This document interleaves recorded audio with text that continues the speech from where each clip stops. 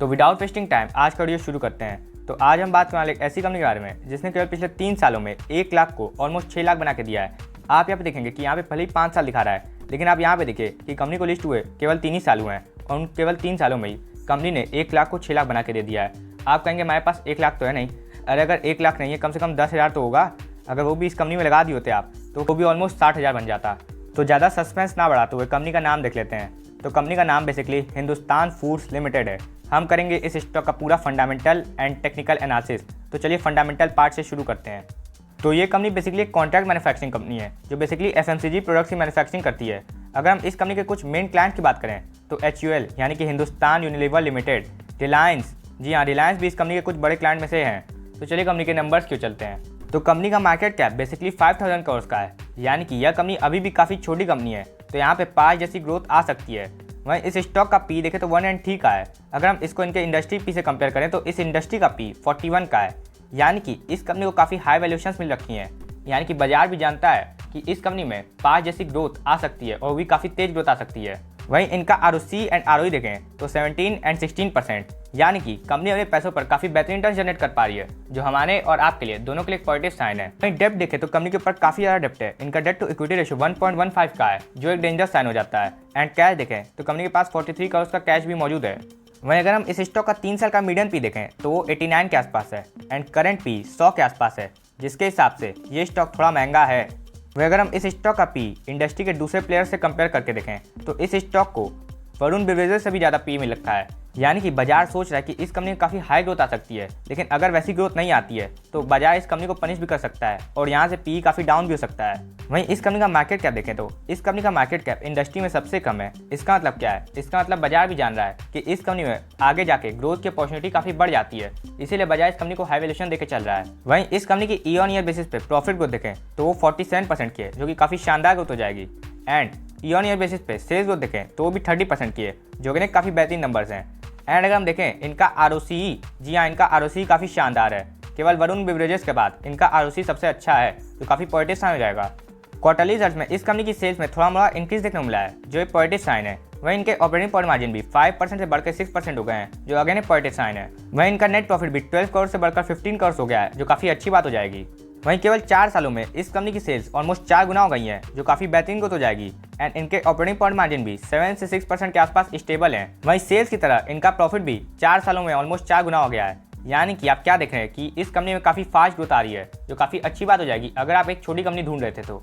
वहीं इस कंपनी की कंपाउंडेड सेल्स ग्रोथ देखें तो 3 साल की सेल्स ग्रोथ ऑलमोस्ट 61% पे आ रही है, जो काफ़ी शानदार नंबर्स होते हैं। वहीं प्रॉफिट ग्रोथ देखें तो इस कंपनी की 3 साल की प्रॉफिट ग्रोथ ऑलमोस्ट 55% पे आ रही है, जो कि काफ़ी शानदार नंबर्स हैं।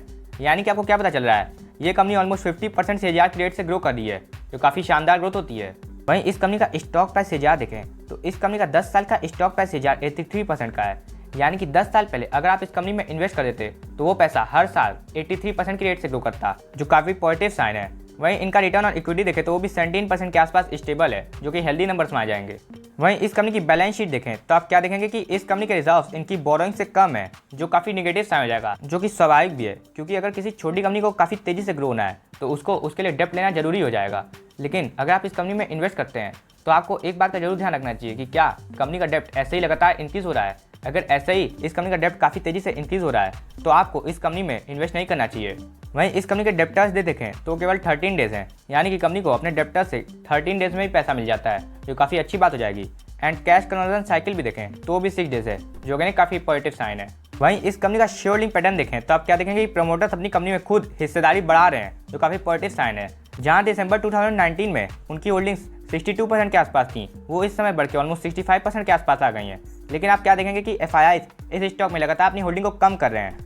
जहां दिसंबर 2019 में उनकी होल्डिंग 10% के आसपास थी, वो इस समय घट के 6% के आसपास आ गई है, जो एक नेगेटिव साइन है। लेकिन DIIs भी अपनी होल्डिंग को इस कंपनी में बढ़ा रहे हैं। जहां दिसंबर 2019 में उनकी होल्डिंग 5.5% के आसपास थी, वो इस समय बढ़कर 6.5% के आसपास आ गई है, तो काफ़ी पॉजिटिव साइन है। ओवरऑल देखें तो पब्लिक की होल्डिंग ऑलमोस्ट 22% के आसपास कांस्टेंट है।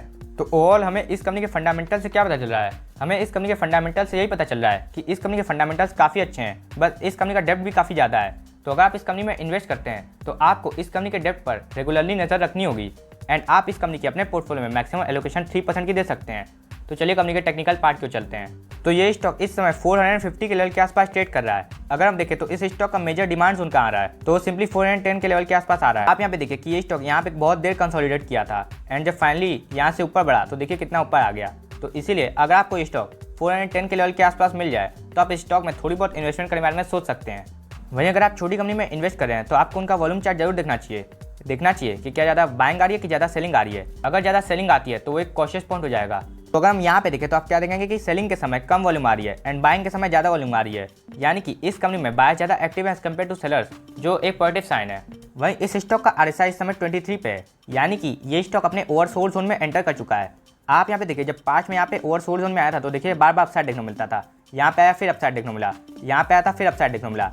एट दी प्रेजेंट भी फिर से यहाँ पे आ चुका है, तो हो सकता है कि थोड़े मोड़े कंसोलिडेशन के बाद यहाँ पे फिर से अपसाइड देखने को मिल जाए। वहीं इस स्टॉक का मनी फ्लो इंडेक्स 53 के आसपास है, यानी कि मनी फ्लो इंडेक्स के हिसाब से ये स्टॉक अभी न्यूट्रल जोन में है। तो हो सकता है कि यहाँ से एक अपसाइड देखने को मिल जाए, क्योंकि RSI भी ओवरसोल्ड जोन में जा चुका है, तो वहाँ से एक पॉसिबिलिटी बनती है बाउंस की। वहीं ये स्टॉक अपने 20 डे मूविंग एवरेज जो कि सिंपली 517 का लेवल उसके नीचे ट्रेड कर रहा है। तो at the present short term में ये स्टॉक अभी वीक हो चुका है। वहीं पाइवट पॉइंट लेवल के हिसाब से इस स्टॉक का मेजर सपोर्ट ऑलमोस्ट 423 एंड 410 के लेवल के आसपास आ रहा है। तो यदि आपको स्टॉक इन दो लेवल में से किसी एक लेवल पे मिल जाए तो आप इस स्टॉक में थोड़ी बहुत इन्वेस्टमेंट करने के बारे में सोच सकते हैं। वहीं लाइन चार्ट के हिसाब से देखें तो ये स्टॉक थोड़े मोड़े कंसोलिडेशन के बाद थोड़ा ऊपर बढ़ा है, तो यहाँ से भी अगर ये थोड़ा मोड़ा कंसोलिडेट करता है तो यहाँ से फिर ऊपर बढ़ सकता है। तो ये था इस स्टॉक का टेक्निकल एनालिसिस। टेक्निकल एनालिसिस से हमें यही पता चलता है कि इस स्टॉक का मेजर डिमांड जोन 410 के लेवल के आसपास आ रहा है। तो अगर आप इस कंपनी में इन्वेस्ट करते हैं तो आपको इस लेवल के आसपास ही इन्वेस्ट करना चाहिए। लेकिन अगर आप इस कंपनी में इन्वेस्ट करने जा रहे हैं तो आपको इनके डेप्थ पर जरूर नजर रखनी होगी। एंड एट दी लास्ट अगर आप भी अपना portfolio free of cost review कराना चाहते हैं तो आप डिस्क्रिप्शन एंड कमेंट में दी गई जीमेल आईडी पे हमें अपना पोर्टफोलियो भेज सकते हैं। हम आपका पोर्टफोलियो फ्री ऑफ कॉस्ट इसी चैनल पे रिव्यू कर देंगे एंड हम आपकी सेफ्टी का भी पूरा ध्यान रखेंगे। तो उम्मीद है आपको वीडियो अच्छा लगा होगा एंड ऐसी और इन्फॉर्मेटिव वीडियोस के लिए हमारे चैनल को सब्सक्राइब करना ना भूलें। तब तक के लिए this is Vedant signing of.